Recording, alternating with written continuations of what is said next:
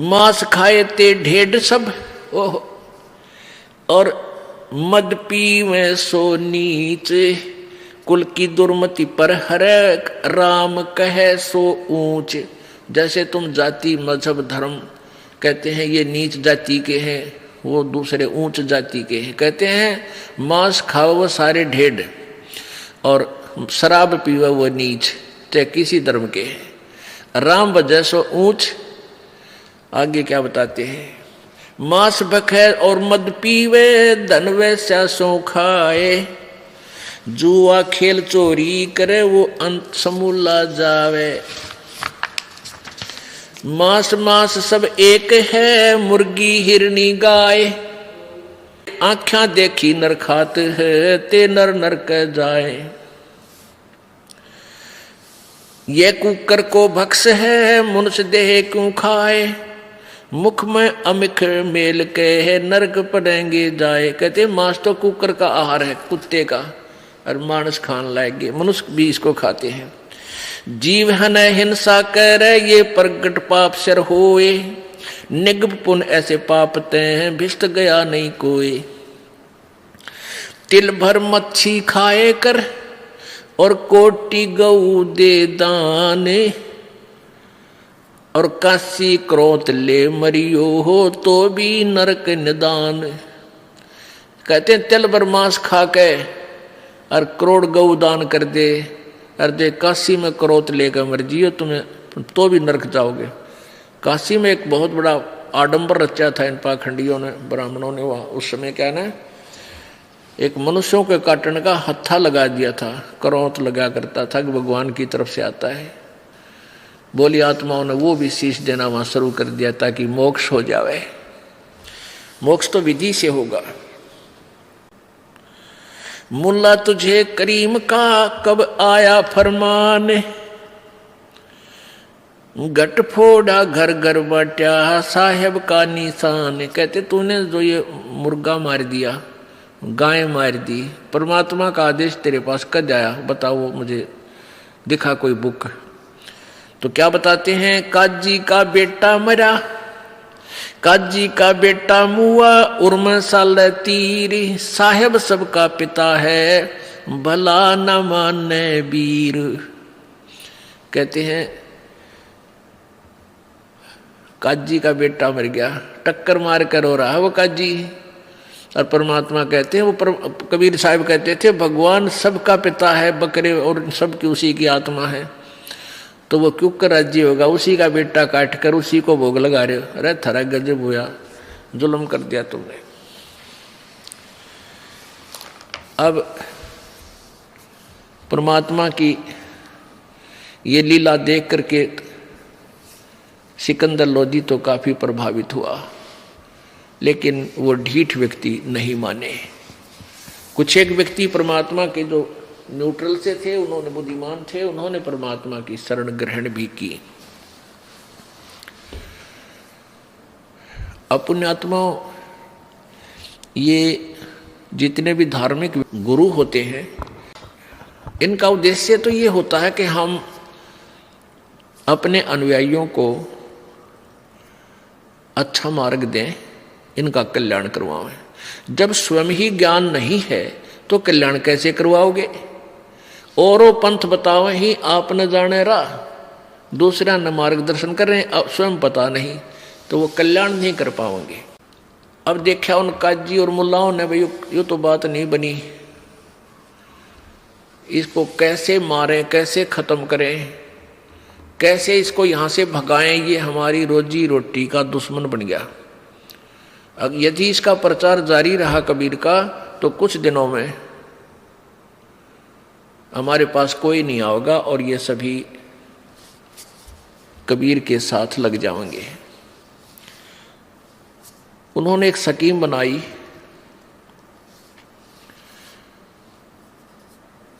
अब उन्होंने क्या स्कीम बनाई कि इसको चिट्ठी डाल दो। मुल्ला और पंडित, मुसलमानों के धार्मिक गुरु और हिंदुओं के धार्मिक गुरु ब्राह्मण। अब ब्राह्मण कौन है? एक, जैसे किन ब्राह्मणों के विषय में परमात्मा कह रहे हैं ब्राह्मण का अर्थ होता है विद्वान पुरुष, गुरु। उसको गुरु को ही ब्राह्मण बोलते हैं, जो दीक्षा देता है, मार्गदर्शन करता है, धार्मिक अनुष्ठान करवाता है।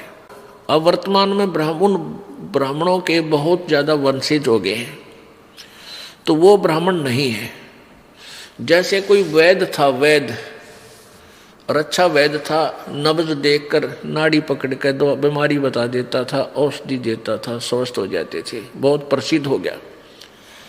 उसके 5-6 संतान थी, उनके फिर आगे संतान होगी, उनके आगे संतान होगी। अब हजारों की संख्या में उस वैद्य के वंशज हो गए। वो सभी भी अपने पीछे वैद्य लिखते हैं, वो सभी भी सब अपने सरनेम बना लिया उन्हें कि वो फलाना राम वैद्य, फलाना राम वैद्य, तेलू राम वैद्य, जबकि वो वैद्य नहीं है। वो ना जानते पेट के दर्द की दवाई भी, और लिखते हैं वैद्य, तो वो वैद्य नहीं है, बेशक लिखे रहो। तो ऐसे ही जो ब्राह्मण थे, पहले वाले जो ब्राह्मण थे, वो इनके वर्तमान के जो ब्राह्मणों के पूर्वज, वो ब्राह्मण करते थे अपना ब्राह्मण वाला कार्य, और वर्तमान के ब्राह्मण नहीं है, ये वैसे नाम लिख रहे हैं। तो उनको कहा परमात्मा ने, उन ब्राह्मणों ने और मुसलमानों के काजी और मुल्लाओं ने सलाह करके सब ने चिट्ठी डाल दी।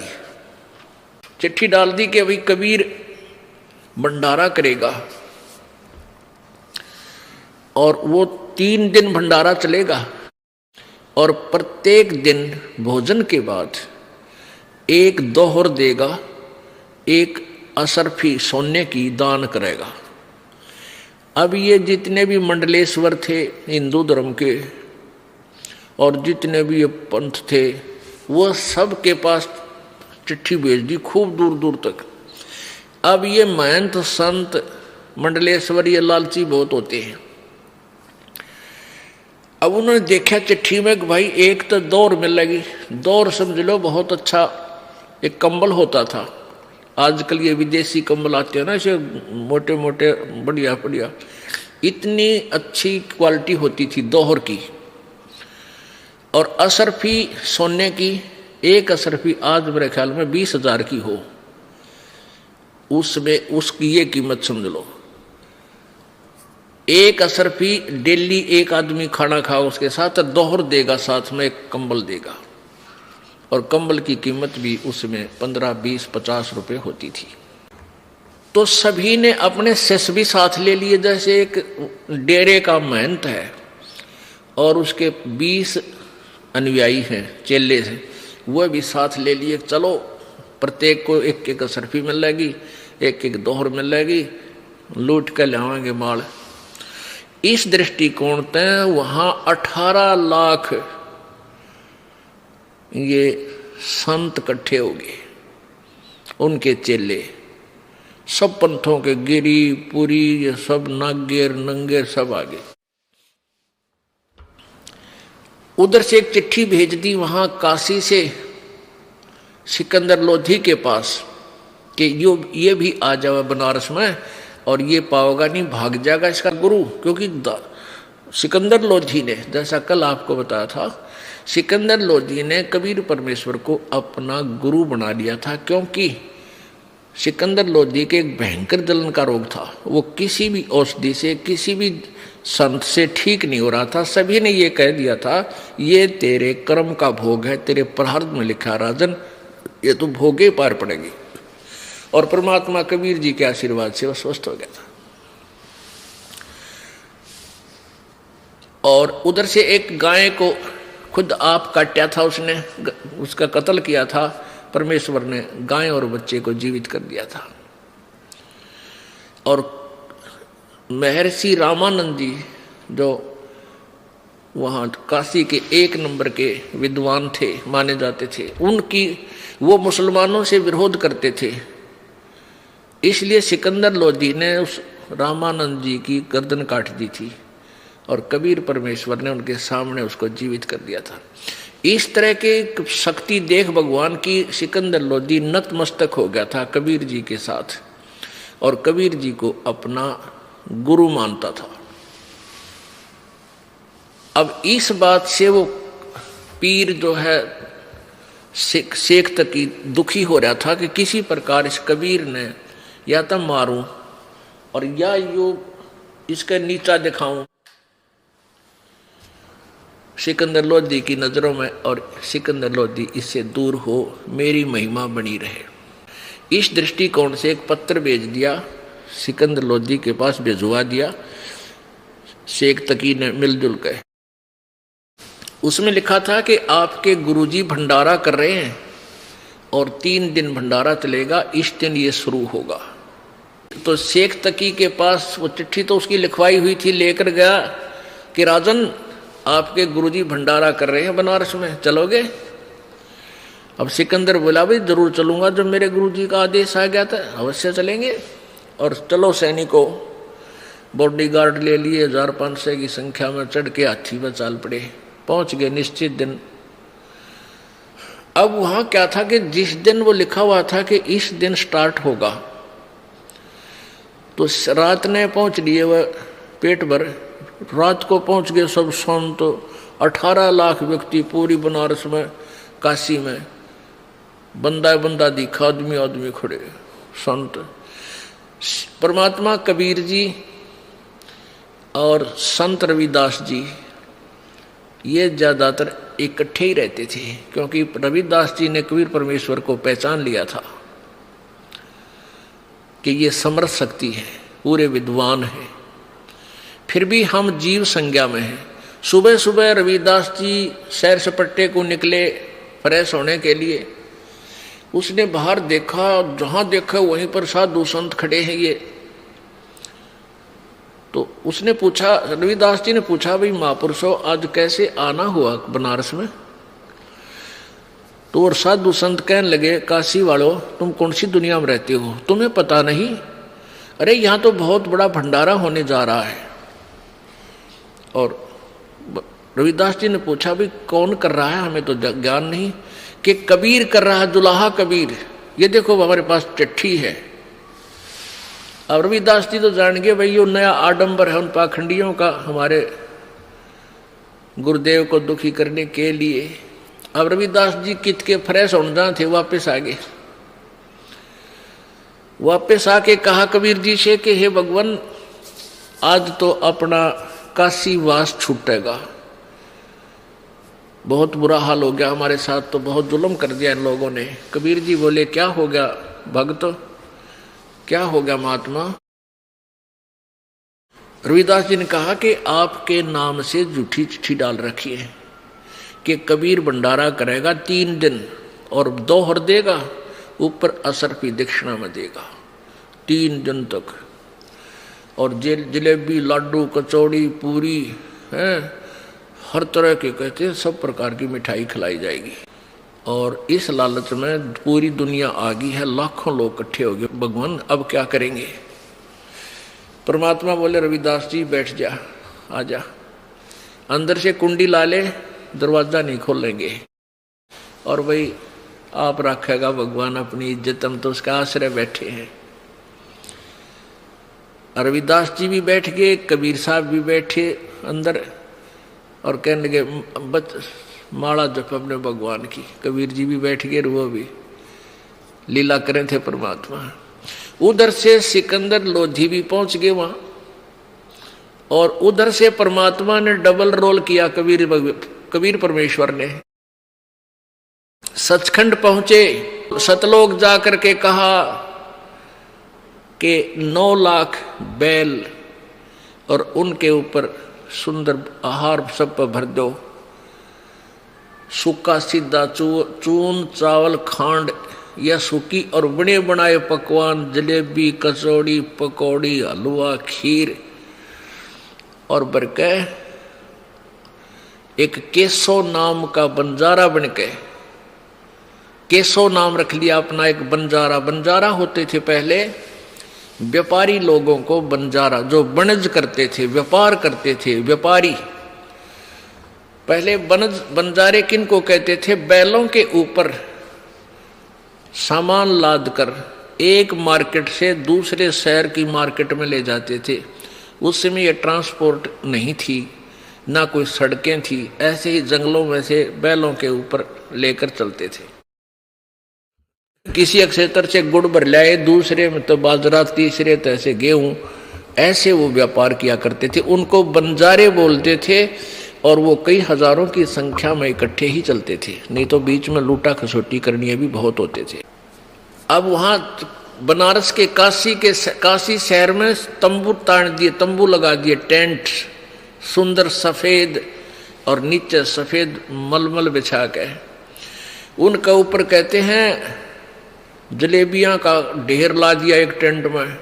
एक टेंट में लड्डू भर दिए न, फूल बड़े बड़े, और एक में हलवे की डेग के डेग भरे, किसी में खीर, यानी पूरे पकवान पके पकाए नो, कति गर्मा गर्म।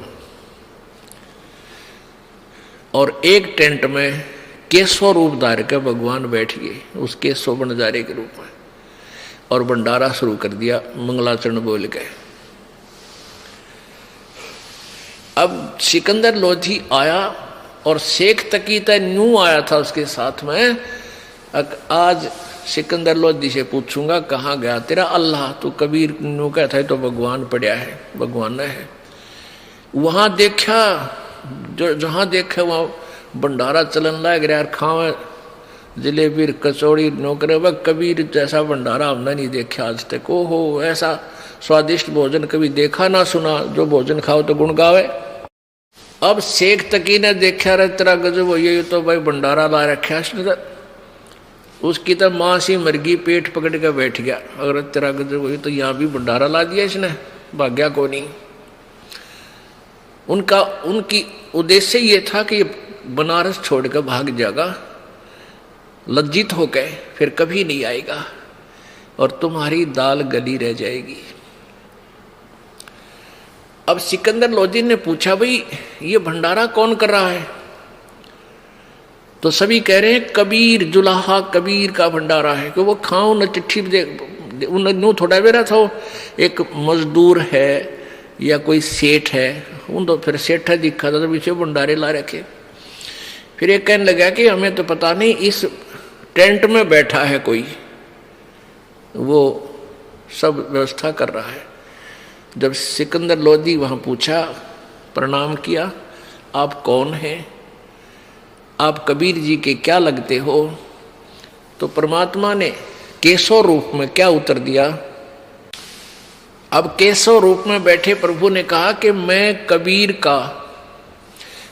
कबीर जी का पगड़ी बदल यार हूं, मेरा फ्रेंड है, वो मेरा मित्र है। और एक पत्र मेरे पास गया था उनका कि एक छोटा सा भंडारा करना है, 3 दिन का कुछ सामान लेते आइएगा। उनके आदेश अनुसार ये दास ये सामान लेकर हाजिर है। अब वहां वो सुन रहे थे अन्य व्यक्ति, रत तेरा गजब हो, ये तो इसको छोटा सा भंडारा कह रहे हैं जिसमें 18 लाख व्यक्ति भोजन पा रहे हैं। अब पुण्यात्माओं एक बारात आती है, 100 व्यक्ति मुश्किल से आते हैं उसमें, और 1 महीने पहले व्यवस्था शुरू हो जाती है, कहीं कोई त्रुटि ना रह जा, लड्डू जलेबी कहीं पूरे ना रहे। घर वालों को बाद में आदेश देते खाना खाने के पहले बारात को खा लेने दो, कहीं कम ना पड़ जाए। और वहाँ 18 लाख व्यक्ति और खावे लड्डू जलेबी, जय जयकार करे कबीर की, और शेख तकी के छींटे लगे तेल की तरह, वो जड़े बैठा बैठा। अब सिकंदर लोधी ने पूछा कि कबीर जी क्यों नहीं आए यहाँ पर, तो वो केशव रूप में कहने लगा। केशव बोला, उनका दास जो बैठा है उनको आने की क्या आवश्यकता है, कहाँ है कबीर जी? सिकंदर लोधी ने पूछा कि वो अपने घर पे विश्राम कर रहे हैं, भजन कर रहे हैं भगवान का। हमें संकेत कर रहे हैं परमात्मा कि तुम मुझ पर इस तरह आश्रित हो जाना, फिर मैं दूर नहीं बचो। सिकंदर लोधी हाथी पर बैठा हुआ, साथ में कुछ अंगरक्षक, और वहां पहुंच गया कबीर जी की झोपड़ी पे।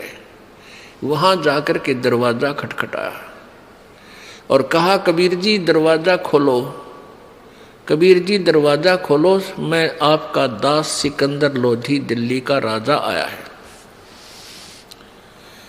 अंदर से ही परमात्मा कबीर जी ने कहा कि राजन, हम आज बाहर नहीं निकलेंगे। इन लोगों ने हमारे साथ बहुत जुल्म गुजार दिए हैं, बहुत जुल्म किए हैं। आज इन्होंने हमारे नाम से झूठी चिट्ठी डालकर मेरे को लज्जित करने के लिए मुझ गरीब को दुखी किया है। और बहुत व्यक्ति, 18 लाख व्यक्ति बाहर आए हुए हैं। मैं आज दरवाज़ा नहीं खोलूँगा। रात्रि को अपने बच्चों को लेकर के, अपने माता पिता को, परिवार को लेकर के मैं कहीं दूर देश चला जाऊँगा। सिकंदर लोधी कहने लगा, प्रभु आप किसी और को बहका सकते हो, इस दास को नहीं। ये परमात्मा, आप चलकर देखो आपने क्या रंग लगा रखे हैं। पूरी जय जयकार हो रही है और सभी हलवा, पूरी, खीर, कचौड़ी, लड्डू, जलेबी, चंगेर और खा रहे हैं। हे परमात्मा, आपने तो रंग लगा रखे हैं। दरवाजा खोलो प्रभु, आपकी लीला कोई नहीं जान सकता। ये तो भोली आत्मा है जो आपका विरोध कर रही है, नालायक है ये। काफी आग्रह करने पर जो परमेश्वर ने कहा कि खोल दे रविदास, दरवाजा खोल। दरवाजा खोल दिया रविदास जी ने और दंडवत प्रणाम किया उस दिल्ली के बादशाह ने, मुकुट समेत नो का नो। कहने लगे, परमेश्वर तेरी लीला को कोई नहीं जान सकता। एक बार दर्शन दे दो, संगत आपका इंतजार कर रही है। देख रहे हैं कौन है वो कबीर जिसने ऐसा मोहन भोजन खिलाया है, आपके दर्शन के ललायित हैं, वो इच्छुक है। एक बार दर्शन दो प्रभु। तब परमात्मा कबीर जी झोपड़ी से बाहर आए।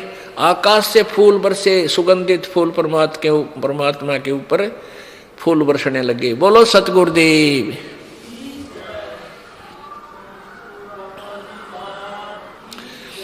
सिकंदर लोधी ने जब कबीर जी झोपड़ी से बाहर आए तो रविदास जी चंवर लेकर के आदर सत्कार से उनका सम्मान कर रहे थे कबीर जी का। सिकंदर लोधी ने कहा कि भगत जी, ये चंवर मुझे दे दो। आप तो रोज सेवा करते हो भगवान की, आज मैं कुछ सेवा कर लूं। सिकंदर लोधी ने चंवर ले लिया और उस परमेश्वर पर, कबीर जी पर चंवर कर रहे हैं और हाथी पर बैठा लिए। हाथी पर एक कमरा सा बना हुआ होता, उसको अंबारी बोलते हैं। उस रूम के, उस कमरे के, उस खोखे के चारों तरफ के दरवाजे ऊपर नठा दिए, खोल दिए खिड़की, और परमात्मा को बीच में बैठा लिया। रविदास भी, सिकंदर भी और परमात्मा कबीर जी। सिकंदर जी चंवर कर रहे हैं हाथी पर पीछे बैठे बैठे अपने भगवान कबीर जी पे, और चारों तरफ से खुला है वो कमरा और हाथी चल पड़ा। और जब पहुंचा वहां भंडारा जहां हो रहा था, सब देख रहे हैं कौन है कबीर, कि ये है कबीर। काशी वाले तो जानते थे कि ये है कबीर, और ये पीछे राजा इस पे चंवर कर रहा है। अरे ये है कबीर। राजा भी, क्योंकि आम व्यक्ति जनसाधारण तो राजा ने पता नहीं क्या मानता है, और राजा जिसकी सेवा करे फिर प्रभावित होना स्वाभाविक है। तो फिर परमात्मा पूरे मेले में घूम गए और सबको आशीर्वाद दे रहे हैं, चल रहे हैं, और सब जय जयकार कर रहे हैं कि बड़ा भोजन भंडारा दिया, जय हो कबीर की, जय हो कबीर जी की, सारा जय जयकार होगी। फिर जिसमें वो केशव बैठा था, केशव ने एक अपना साथी भेजा, अपना सेवक, कि परमात्मा को यहाँ बुला लाओ। वो सेवक गया, कर जोड़ के प्रार्थना की कि भगवान कबीर जी, आपको आपका मित्र केशव याद कर रहा है। तब परमात्मा ने कहा कि चलो हम चलते हैं। हाथी से उतरकर सिकंदर लोधी, परमेश्वर, कबीर जी और रविदास जी उस टेंट में पहुंच गए जहाँ के स्वरूप में प्रभु डबल रोल में विराजमान थे। वहां अपने आप देखते देखते एक सुंदर तख्त लग गया, उसके ऊपर सुंदर बहुत गद्दा बिछ गया, अपने आप एक सुंदर कपड़ा उसके ऊपर चद्दर बिछ गई, सतलोक तक है, और एक तख्त पे वो विराजमान था केशव। और केशव खड़ा हुआ, प्रभु के चरण छूने चाहे, परमात्मा ने हाथ ऊपर करके सीने से लगा लिया। एक तख्त पर इस साइड में परमात्मा बैठ गए, इस साइड में केशव, सामने सिकंदर लोधी, और नीचे उस टेंट के सब पर्दे खोल दिए। अब जनता ने खाना खा करके फिर वहां बैठ के चारों तरफ आकर देखने लगे। कहते हैं 8 पहर तक 24 घंटे परमात्मा ने सत्संग किया। खड़ा होकर के मालिक ने प्रवचन किए।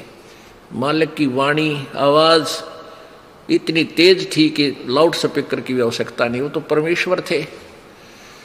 बहुत ज्ञान दिया, समझाया कि तुम कौन हो, कहां से आए हो, तुम एक परम पिता के बच्चे हो, तुम्हें ये मिसगाइड कर रहे हैं ये नकली व्यक्ति। ऐसे 24 घंटे तक आपस में वार्ता हुई। केशव प्रश्न करता है, कबीर जी उत्तर देते हैं। यानी ऐसे उन्होंने डबल रोल करके अपनी प्यारी आत्माओं को सत संदेश दिया। अब 3 दिन भंडारा चला। ऐसे ही प्रत्येक खाने के उपरांत सबको एक दोहर, एक असरफी और डेली दी जा रही है सतलोक से। तो परमात्मा ने कहा कि यहाँ का नहीं था भाई, ये माल तो सतलोक का आया था। वहीं से ये आत्मा आई थी बैल बनकर, प्यारी आत्माएं, और वहीं से उनके साथ और सेवक आए थे जो खाना खिला रहे थे सतलोक के, वो हंस आए थे। तो फिर क्या हुआ कि तीसरे दिन जो भोग लग गया, समापन हुआ भंडारे का, सारा सामान लपेट के बैलों के ऊपर रख के और बैल चालते कर दिए। अब गंगा को पार कर दिया। गंगा तो भरी चला थी बहुत ऊपर तक, और जब वो बैल उसमें निकलने लगे तो एकदम 1-1 फुट पानी रह गया गंगा का। और सभी जब जा लिए दूर, उसे बाहर निकल गए परली साइड में, 9 लाख बैल, 9 लाख बैल कितने हो विचार करो पुण्यात्माओं, क्योंकि 18 लाख आदमियों का भोजन चाहिए था, और वो भी 3 दिन, और 2-2, 3-3 टाइम खुला भंडारा थे, कितनी वह खाओ, इतना सामान लाए थे। तो जब वो बंजारे जो उसके साथ आए हुए थे, तो सतलोक की आत्माएं, और वो बैल जब गंगा पार कर चुके, उसमें केवल केशव, कबीर जी, रविदास जी और सिकंदर लोधी, शेख तकी और काशी के कुछ लोग शेष थे।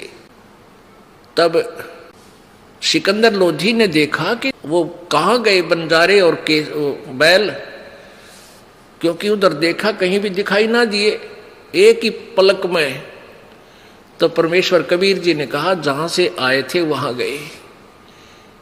वो देखते ही रह गए, क्योंकि 9 लाख बैल तो पूरे क्षेत्र को घेर कर चलते हैं, अगर चलना पड़ा तो बहुत दूर तक दिखाई दे, धूल ही उड़े, वहां कुछ भी नहीं था। परमेश्वर कबीर जी ने कहा वो तो वहीं गए जहां से आए थे। कहां से आए थे परवरदिगार? सिकंदर जी ने पूछा। परमेश्वर ने कहा हमारे सतलोक से आए थे। इतने में क्या होता है कि परमात्मा ने कहा केशव से कि जाओ, आपका बेड़ा दूर जा चुका है। इतना कहते ही केशव न्यू का न्यू कबीर जी में समा गया। उनके सामने देखते देखते दोनों एक हो गए। बोलो सतगुरुदेव।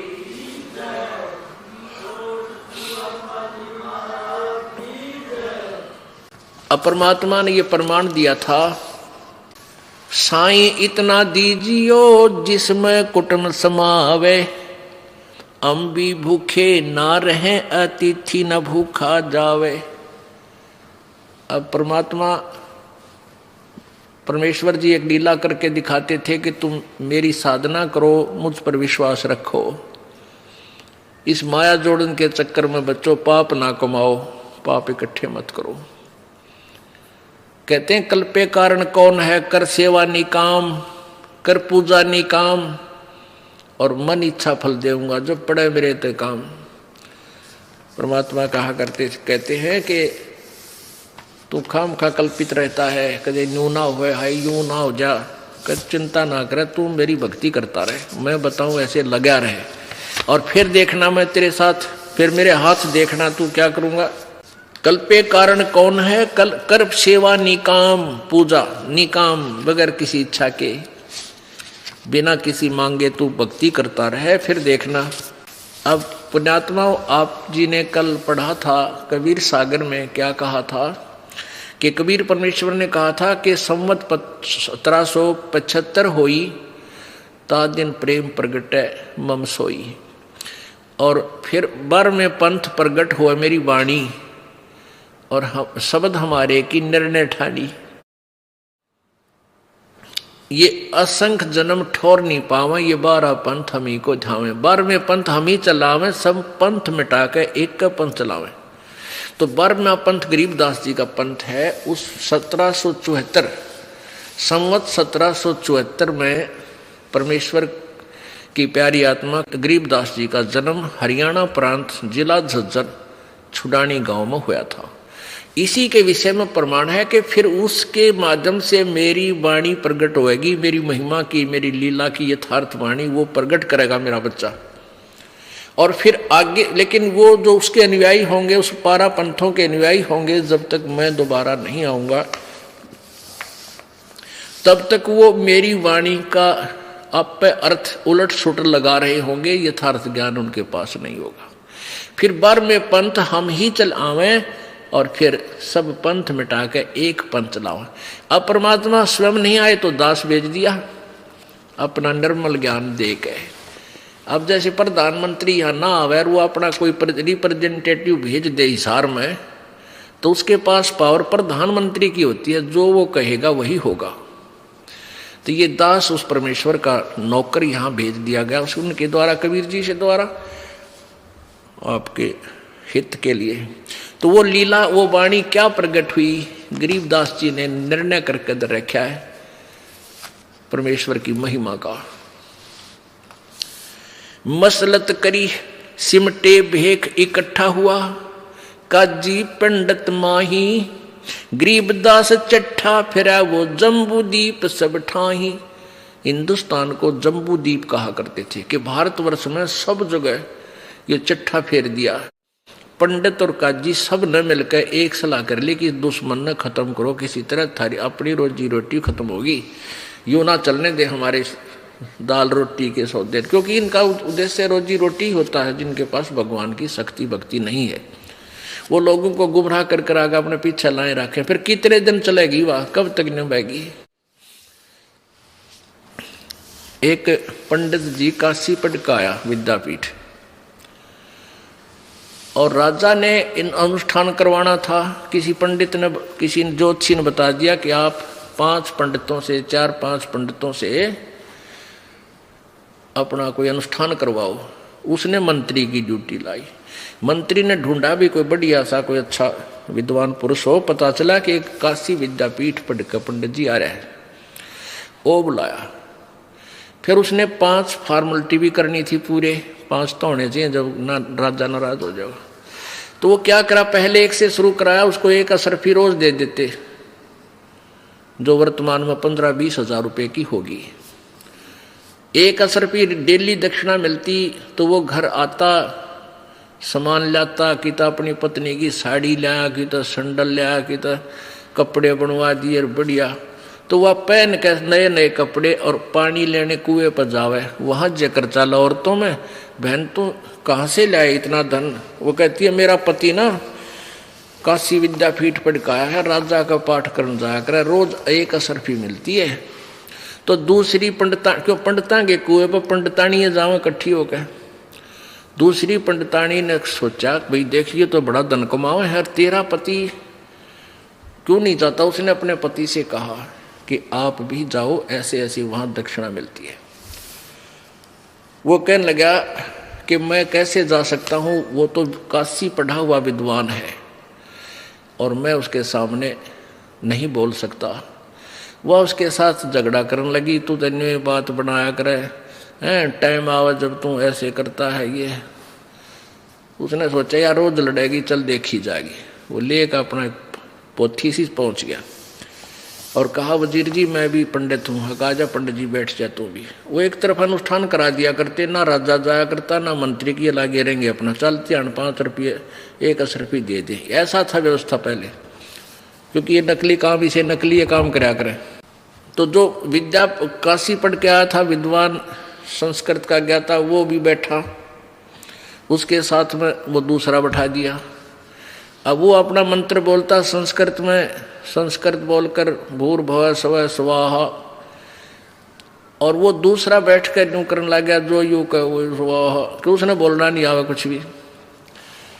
फिर तीसरा ऐसे ही एक तीसरी की पत्नी को पता चला, उसने अपना श्रृंगार दिया कि तू भी क्यों नहीं जाता, वो भी जा बैठा। अब वो भी बैठा दिया। वो पहला कहता है भूर्भुवः स्वः स्वाहा, दूसरा कहे जो यूं कह वह स्वाहा, तीसरा कहे निम बन दे जब तक, कब तक निम बहेगी स्वाहा।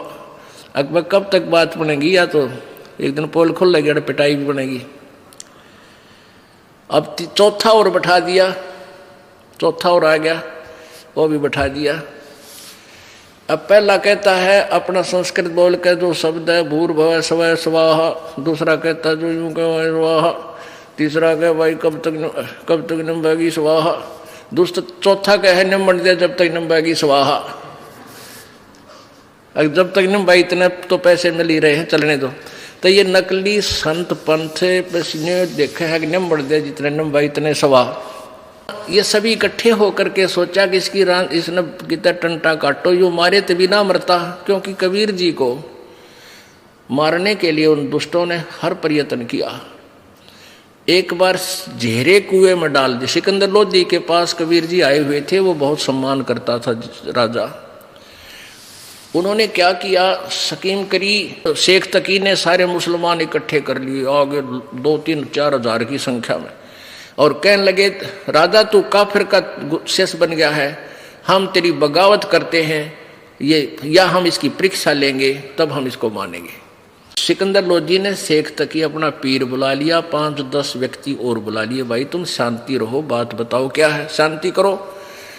तो उन्होंने कहा कि आप कबीर जी के सब मुसलमान धर्म में ये बात फैल गई है कि तू काफिर का शेष हो गया है, उस काफिर को तूने अपने घर बैठा रखा है, उसको बाहर निकाल, नहीं तो या हमें परीक्षा दे हमारे सामने, वो भगवान है अल्लाह है तो हम उसकी परीक्षा लेंगे। क्या परीक्षा लोगे कि एक सरसों के तेल का कढ़ाई में उस तेल को उबाल कर उसमें डालेंगे कबीर जी को, अगर ये मर गया तो कटा टंटा, और नहीं मरा तो हम सभी इसके अनुयायी हो जाएंगे, अल्लाह मान लेंगे। अब सिकंदर लोधी चिंतित हो गया, अभी मेहमान रूप में आए हुए हैं, राज देखिए बूंदी बन गई। अब जनता के सामने पर राजा फेल हो जाता है। उसने कहा बेटे, वो गया कबीर जी के पास, कबीर परमेश्वर जो दूसरे कमरे में विराजमान थे सिकंदर लोधी के राजमहल में। तो अंतर्यामी कबीर जी ने पूछा कि क्या बात राजन, बड़े उदास नजर आ रहे हो। सिकंदर लोधी ने कहा राजन, ये मेरा जो धार्मिक गुरु है ये पीर जी, यो मेरा सिर का दर्द है, ये कोई न कोई पंगा मेरी जान में पाए रखा है जब से मैं आपकी शरण ग्रहण की है। अब इसने ये स्कीम करी है, प्रभु मैं अपने मुख से कैसे कह सकता हूँ। परमात्मा बोले उन्हें कह दे तू जाके कि कढ़ाया उबालने तेल का। कोई बात नहीं राजा, मेरा तो एक दिन जीवन जाना ही जाना है, पर आपका राज्य बच जाएगा। कह दिया सिकंदर लोधी ने, वह कर लो तैयार। सिकंदर लोधी को तो पता था कि ये कोई और शक्ति है, ये अज्ञानी नहीं समझ पा रहे, पर कैसे समझाऊं। अब कढ़ाई का तला लक्कड़ बाल दिए, बुढ़ा चूल्हा बना कर शेख तकी ने और उबाल दो, और उबाल दो, नो जैसे चाय उबाला कर, नो बड़ा तेल कढ़ाया, कढ़ाई में तेल। कबीर जी को बुलाओ, लाओ उसको पकड़ के डाल दो इसमें। कबीर जी बोले इतने भी परेशान ना हो, मैं आप ही बैठ जाता हूं, आप तंग ना पाओ। परमात्मा उस उबलते हुए सरसों के तेल के कढ़ाई में प्रवेश कर गए और बैठ गए। इतनी गर्दन बाहर है, आराम से बैठे हैं, कोई उसमें परमात्मा को दुख नहीं। अब शेख तकी कहता है अरे इसने तो तेल की तासीर मंत्र से ठंडी कर दी, तेल ठंडा हो गया है। अब सिकंदर लोधी ने सोचा देखो उंगली देखे सचमुच कहीं ठंडा हो गया हो। परमात्मा बोले राजन उंगली मत देना इसमें, कदे मूर्खा के कहने तांगली डलवा ले। ये कत्ती बहुत जबरदस्त उबल रहा है, बहुत ज्यादा इसमें फारेनहाइट हो रहा है। पर राजा के ना जची, कबीर जी ना जलते, तू के तेरे उंगली में के बिजली गिरेगी। वह उंगली दे दी मना करते करते। जितनी उंगली तेल में गई थी कट के अलग होगी, बेहोश होकर चक्कर खा के पड़ गया वो सिकंदर लोधी। परमात्मा बाहर आए कि इस नबी मारेंगे नालायक। सिकंदर लोधी को छीटे छाटे मार कर जीवित होश में लाए। वो पीड़ा से फिर मूर्छित हो गए, फिर होश में लाए, फिर पीड़ा से मूर्छित हो गए। तब परमात्मा ने पकड़ के वह उंगली पूरी कर दी, जख्म भी नहीं रहा और उंगली कटी हुई नहीं रही। बोलो सतगुरुदेव। अब सारे चले गए जो पुण्यात्मा थी, कुछ एक ने तो कबीर जी का नाम ले लिया हजारों की संख्या में, और बाकी जो ये शेख तकी की मंडली थी वो तो मान बढ़ाई के भूखे भगवान आ जा तब भी नहीं मानते, इसे पाप आत्मा बन जाते हैं जो थोड़ी सी मेहनताई प्राप्त करके। और ये पता नहीं कल मर जाएंगे परसों क्या होगा तेरा, और जिसको ढूंढ रहे हैं वो सामने खड़ा है और फिर भी नहीं पहचान पा रहे, इतने कर्महीन हो जाते हैं। कहते हैं राज्य तजना सहज है सहज त्रिया का ने, और मान बढ़ाई ईर्षा दुर्लभ तजना ये। और जब तक ये नहीं तजेंगे इतने भगवान नहीं मिल सकता। अब फिर सोचा 2-4-10 दिन के बाद शेख तकी ने कि भाई नहीं मरा दुश्मन तय। फिर आगे इकट्ठे होकर को सब कहने लगे जी वो तो तेल ठंडा कर दिया था, ये जादू जंतर जानता है, अब इसकी एक परीक्षा और लेंगे। क्या लेंगे कि इसको झीरे कुएं में, खराब कुआ बहुत गहरे होते थे, 200-150 फुट नीचे गहरे कुएं खोदा करते थे पहले जल प्राप्ति के लिए। वो झीरा कुआ होता जिसमें नीचे एक गड्ढा और एक्स्ट्रा बन जाता पानी से, उसका कोई पता नहीं कितना गहरा है वो, और उसमें जल नहीं रहता इतना, वो कंडम होता, खराब होता है। कहते उसमें डाल के और ऊपर तक कांकर पत्थर भराएंगे। परमात्मा बोले चलो भाई तुम अपना काम कर लो, ले चलो। अब ले गए, उसमें डाल के ऊपर तो पटक दिया, पर दुष्टों ने कति क्रोधित हो गए और ऊपर से काकर माटी पत्थर खंगर छड़े कांटेदार झाड़ी दाब कर फुल कर दिया, और हाथ पैर मुंह धो गए। शेख तकी आता फिर सिकंदर लोधी के पास, कहने लगे कहाँ तेरा वो शेर, कहाँ वो तेरा अल्लाह खुदा, उसका कर दिया काम तमाम। अब शेख सिकंदर लोधी कहने लगा पीर जी किसके विषय में बात कर रहे हो, कि तेरे कबीर अल्लाह के बारे में। आज वो दबा दिया मिट्टी में। सिकंदर लोधी बोला वो बैठा कमरे में, चाल दिखाऊं।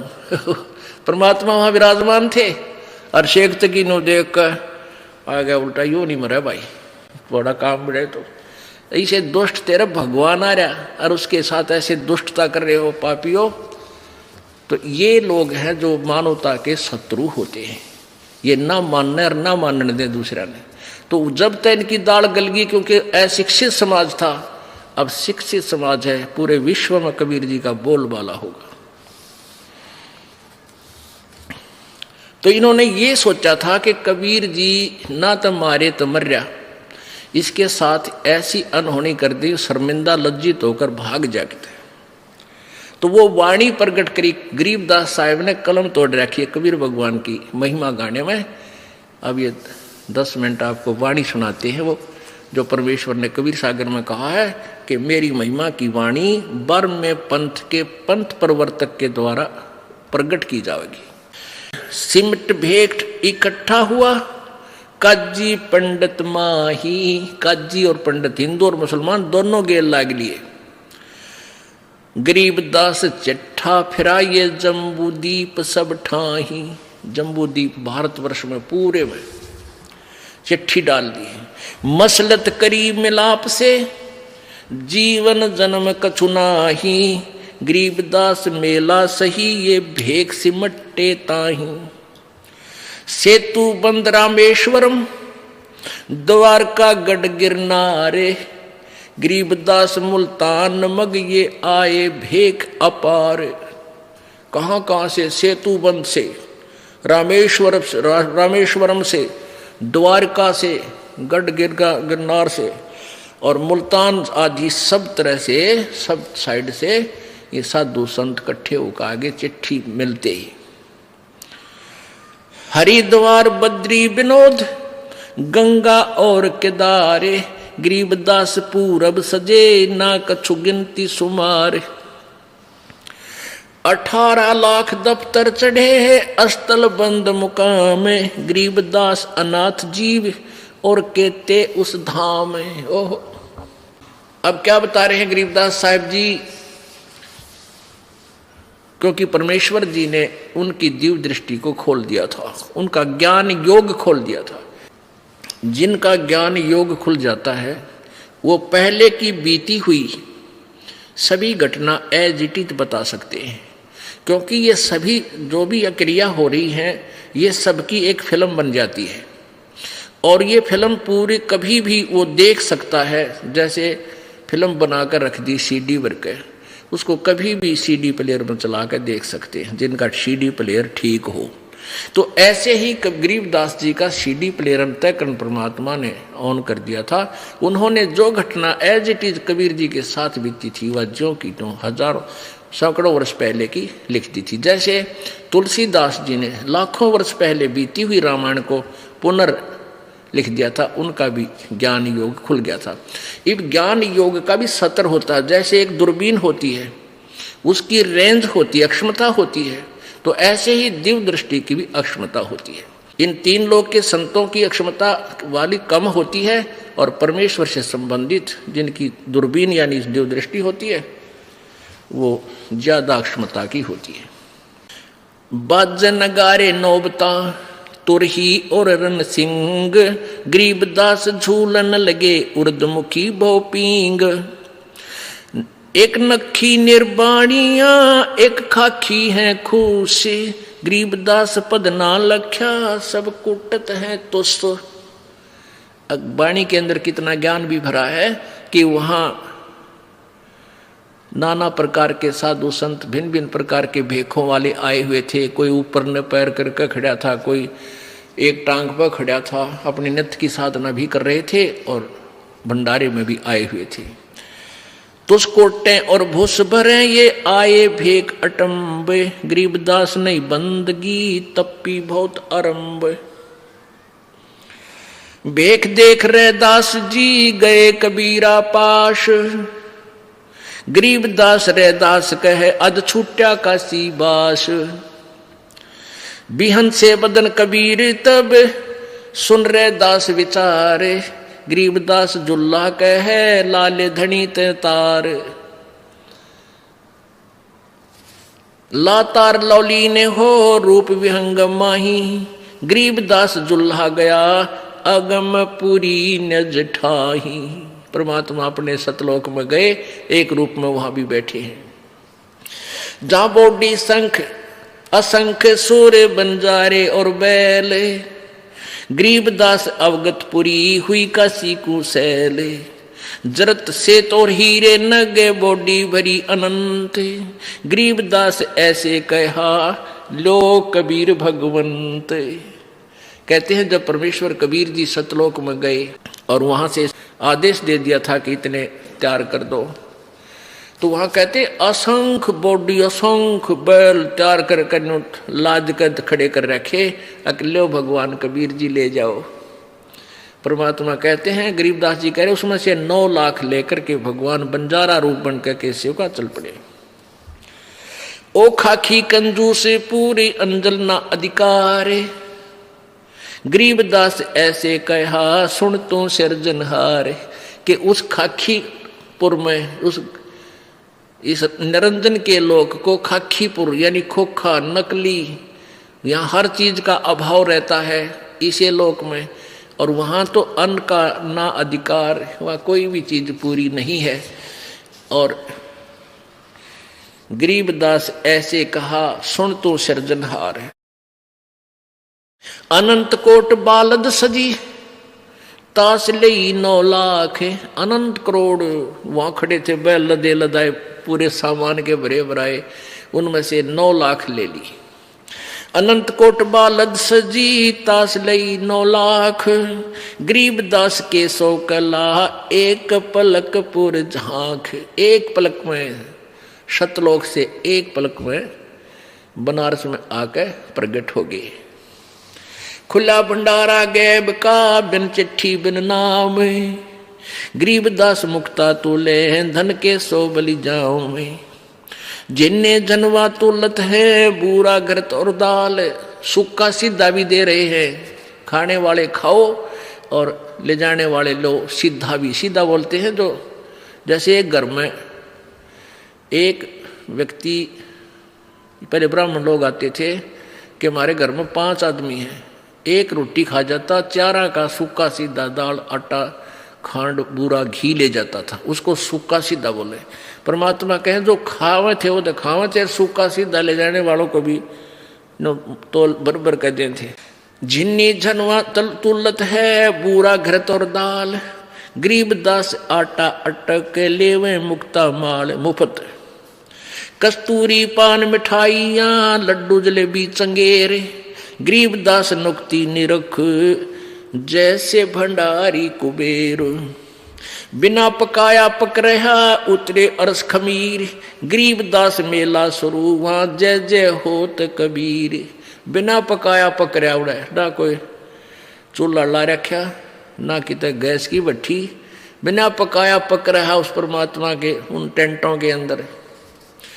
अब जो किसने देखने की फुर्सत थी, कित बनावे हैं, खाओ और मौज मारो, टेंटा में धान लाग रहा पका पका गर्मा गर्म, और वह कूदते फिर मोर सरफी मिल जावे, दौर मिल रहे, और साथ में फिर सूखा सीधा ले छाती का लाओ और बाज ले। काशी वाले में भी ठाठ करे, यानी ये वहाँ के लोग भी बहुत आए हुए थे, अनाथ जीव।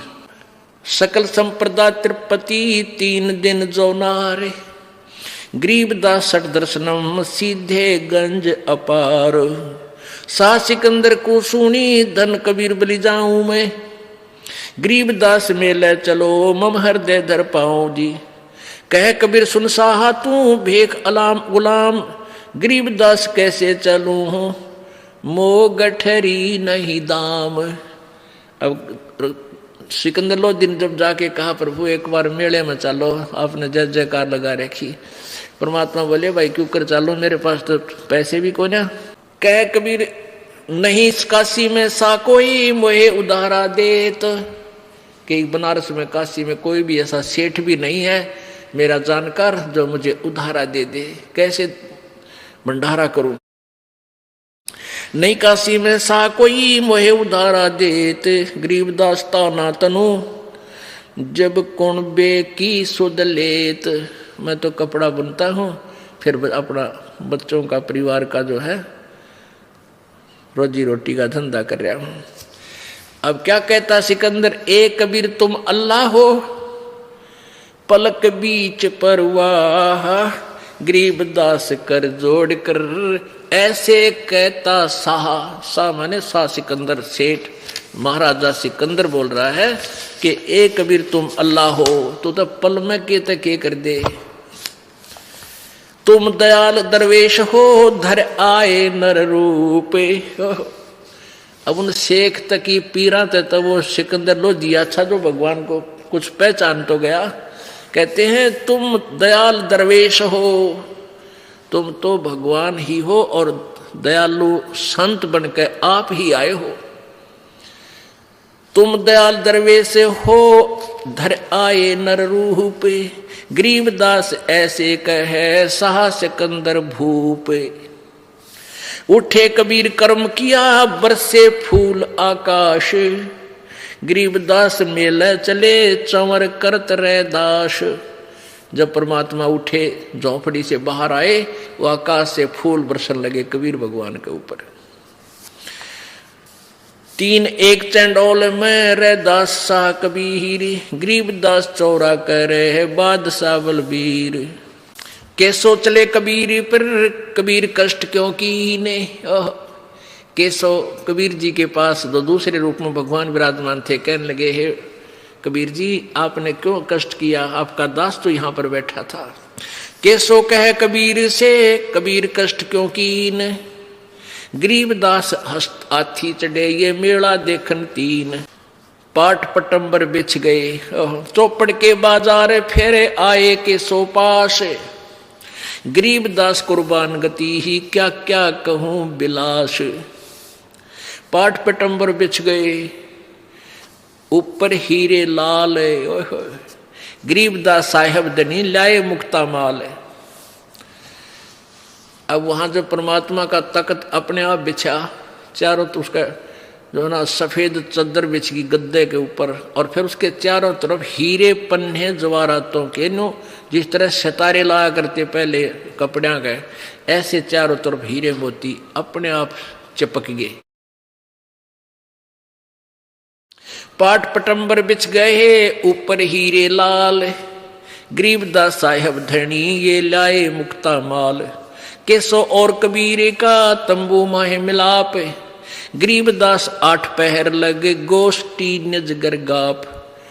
8 पहर 24 घंटे तक केसो प्रश्न करता है, कबीर जी से पूछता है, कबीर जी उत्तर देते हैं। एक कभी तो अपने आप को छुपाते हैं और कभी अपनी वास्तविकता भी बताते हैं।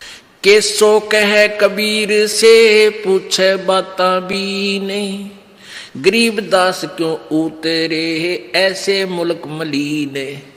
अब केसो रूप में केसो कहता है परमेश्वर कबीर जी से कि हे परमेश्वर, इस गंदे लोक में क्यों आए आप इनका भला चाहो और ये आपका लठ मारे, डले मारे, गुंडा कहें, आपको मारना चाहें, इसे गंदे मलिन लोक में क्यों उतरे आए तुम, इसे सुंदर लोक न छोड़ कर सतलोक ने।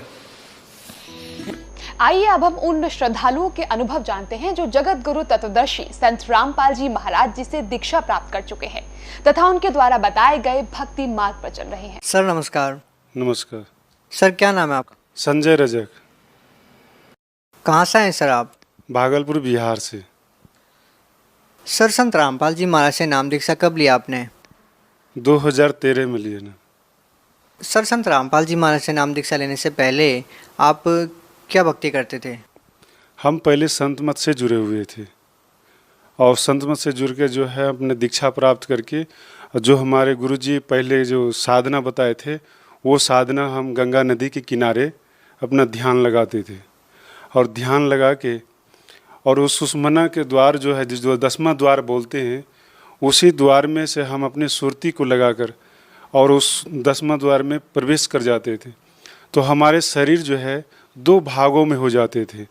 एक तो शरीर नीचे हमें दिखाई दे रहा था और दूसरा जो सूक्ष्म शरीर जो था वो सुषमना के द्वार से जो गए थे वहाँ भी हम देख रहे हैं कि हम यहाँ भी हैं और हम नीचे भी शरीर हमारा रखा हुआ। तो वहाँ का दृश्य देख के हमें ऐसा आनंद लगा कि हे भगवान, इसी देश में रहें तो हमें भूख और प्यास जो है ये नहीं यहाँ लगते हैं। तो उन वहाँ का आनंद देखकर जो है बहुत आनंदित हो गए हम। और वहाँ से एकाएक चेतना मन में आया कि नीचे वाला जो शरीर है हम जो छोड़ कर आए हैं, तो ऐसा चेतना है कि नीचे वाले शरीर में जाओ नहीं तो वो शरीर तुम्हारे नष्ट हो जाएंगे। तो हम अपने शरीर को देखते नीचे कि हमारे शरीर में नीचे कितने मक्खी बैठे हुए सब कुछ दिखाई देते। जब वहाँ से चेतना हुआ कि नीचे वाले शरीर में जाना है तो जैसे हम अपना विचार की बस तुरंत इस शरीर के अंदर में जो है हम प्रवेश कर गए। जैसे रॉकेट के तरह हम शरीर से निकले हुए थे और फिर रॉकेट के तरह इस शरीर में पुनः वापसी आ गए। तो जब हम वहाँ शरीर में आए तो हमारे शरीर जो है पूरा जाम हो गए थे, ये शरीर कुछ काम नहीं करते, हम बेहोश के रूप में हो गए थे। फिर हम होश में जब आए तब हमें जो है पता चला कि परमात्मा संत महात्मा जो बताते हैं कि सूक्ष्म कोई और देश है, तो उन चीज़ों को हम देश को देख कर हमें महसूस हुआ कि हम सूक्ष्म देश है। तो उन चीज़ों को देख के फिर हम बहुत साधु संत से जाके ज्ञान चर्चा करने लगे। तो ज्ञान चर्चा करने लगे तो साधु संत जो है बोलते थे, उनसे हम पूछे कि ये सूक्ष्म क्या चीज़ होता है। तो उन्होंने जब हमसे बोलने लगे तो हम उनसे बोले कि आप तो बताते सही है, लेकिन बताइए कि आप कभी सूक्ष्म उस 10वां द्वार में कभी प्रवेश किए हैं कि नहीं किए। तो वो साधु संत बोलने लगे कि हम कभी नहीं गए हैं, लेकिन हम किताबें पढ़कर हम बोलते हैं। तो उन सब चीज़ों को देख के हमें ऐसा लग रहा था कि क्या ये साधु संत केवल बोलने का होता है, क्या करने की चीज़ नहीं है इनको। तो उन सब चीज़ों को देख तो हम गंगा नदी के किनारे जो रह रहे थे, पहले इन सब साधनों को जब हम देखे तो हमारे जो पहले लाल वस्त्र हम पहने हुए थे, हमारे दाढ़ी जो थे इतने बड़े बड़े थे और हम बहुत साधु संत से ज्ञान चर्चा किए।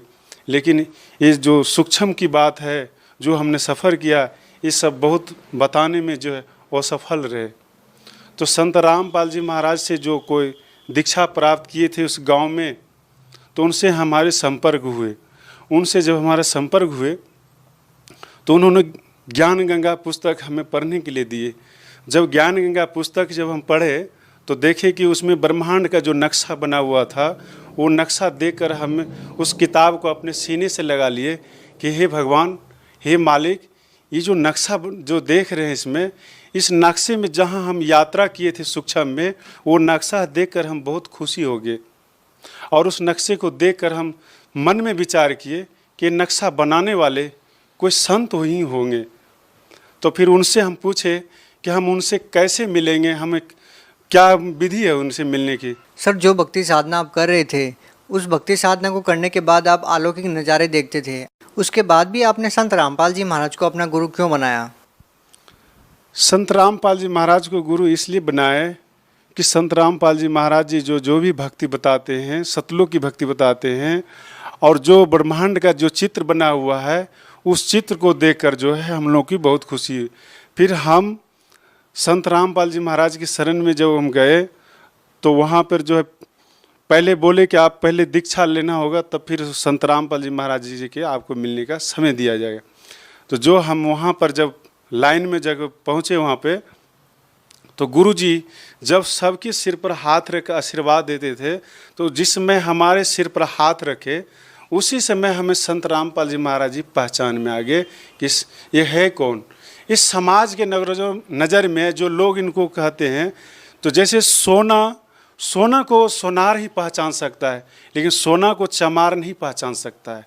तो उन चीज़ों को देख के हमें तब फिर गुरुजी हमसे पूछे कि जो हमने सूक्ष्म में जाकर अपना अनुभव किए थे, साधना किए थे, जो शरीर को समाधि लगा देते थे, उन सब चीज़ों को जब बोलने लगे, पूछने लगे, तो हम जो बोल रहे थे तो गुरुजी हंस रहे थे।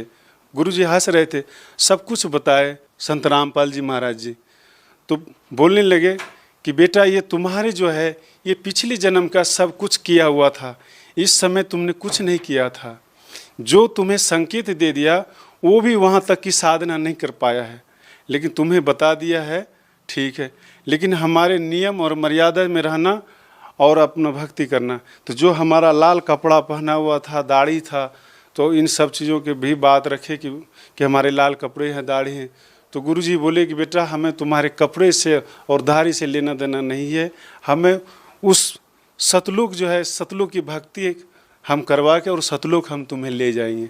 सर, संत रामपाल जी महाराज के शरण में आने से पहले आप भगवा कपड़े पहनते थे, बड़ी बड़ी दाढ़ी आप रखते थे।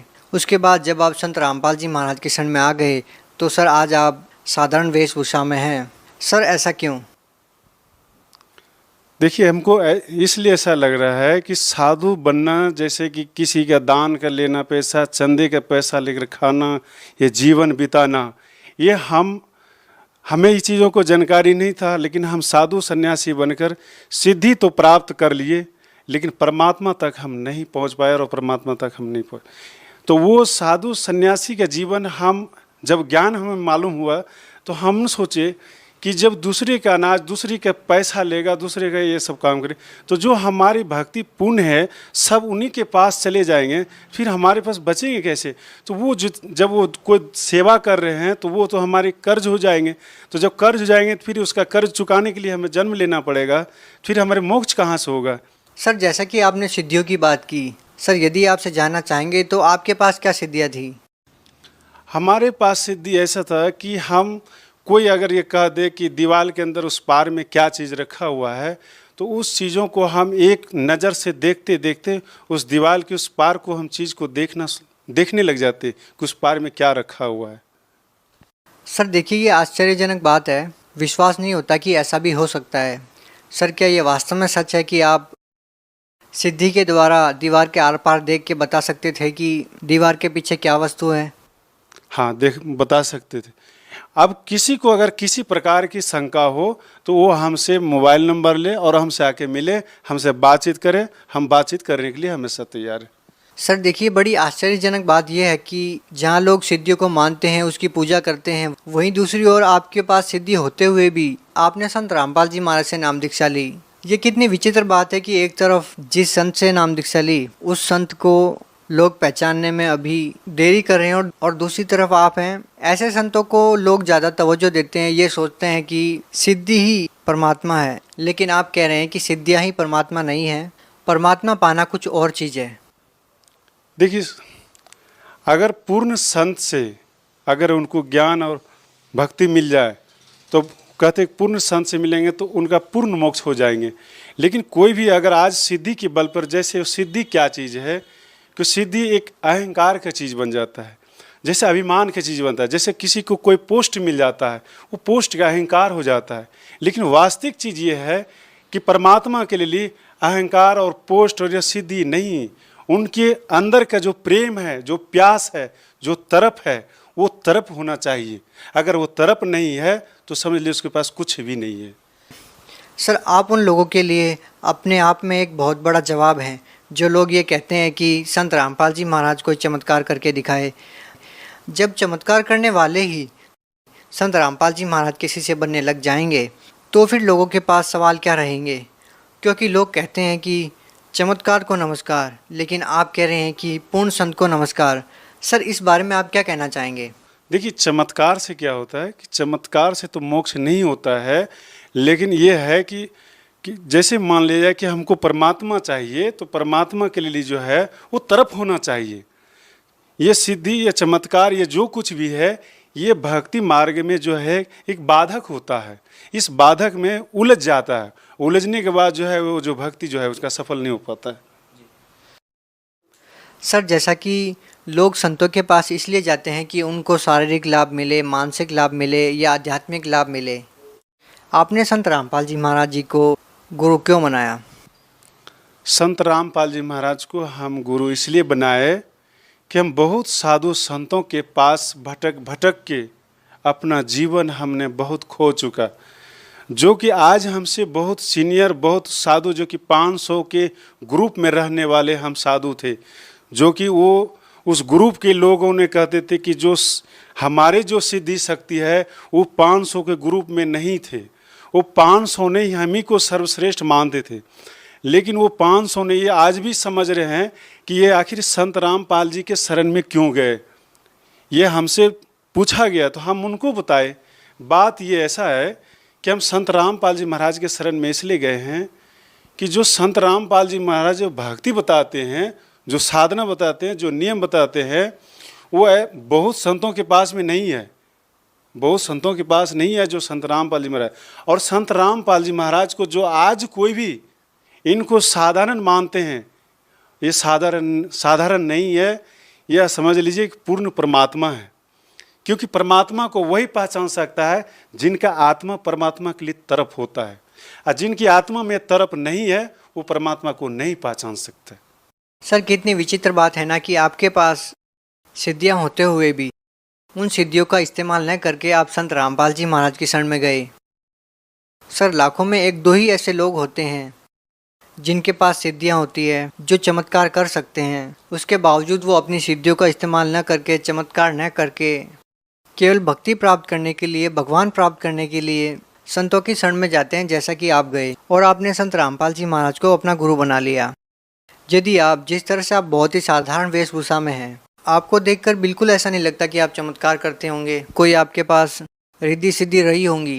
यदि आप इस टाइम पे यदि भगवा कपड़ा पहन लेते हैं, लंबी दाढ़ी बढ़ा लेते हैं और चमत्कार करने लग जाते हैं, रिद्धि सिद्धियों का प्रयोग करने लग जाते हैं, तो आज आप हिंदुस्तान में लाखों लोगों का प्रतिनिधित्व कर सकते हैं। लेकिन एक बहुत बड़ी बात है कि आपने मान बढ़ाई को त्याग कर संत रामपाल जी महाराज को अपना गुरु बनाया। सर, बहुत सारे ऐसे लोग होंगे, बहुत सारे संत ऐसे हैं जो आज भी चमत्कार करते हैं और लाखों की संख्या में उनके अनुयायी हैं। आप उन लोगों को क्या कहना चाहेंगे? देखिए, हम उन सबों को ये कहना चाहते हैं कि जितने भी साधु संत के वेशभूषा में बनकर जो वक्ता बने हुए प्रवचन करते हैं, दुनिया के लोग उनको मानते हैं और उनकी बात पर चलते हैं, लेकिन हम ये कहना चाहते हैं कि आखिर पूर्ण संत का पहचान क्या है। पूर्ण संत का पहचान तो जान लेना चाहिए। तो जितने भी साधु संत बने तो ये अपनी जो है मान बड़ाई जो है ये छोड़ना नहीं चाहता है। ये जीवन में सबसे बड़ा दुश्मन हो जाता है मान बड़ाई। मान बड़ाई ही आपका सब खतरनाक होता है। तो ये जितने भी साधु संत बने हुए हैं तो ये इन्होंने अपनी संख्या बढ़ाकर जो है अपनी पदवी बनाकर जो है हम लोग के समाज में जो है गुमड़ा बनाकर बैठे हुए हैं। सर आज आपने संत रामपाल जी महाराज से नाम दीक्षा ले रखी है, सर क्या आज भी आपके अंदर वो सिद्धियां हैं? सर क्या आज आप दीवार के पार कोई वस्तु रखी है उसको बता सकते हैं? नहीं, संत रामपाल जी महाराज जी की शरण में जब से हम दीक्षा प्राप्त किए हैं तो गुरु जी हमारे सिर पर हाथ रखकर इस पे बैंड लगा दिए कि बेटा जो तुमने पहले जितने भी सिद्धि जो भी कुछ किया सो किया से आज के बाद ये नहीं कर।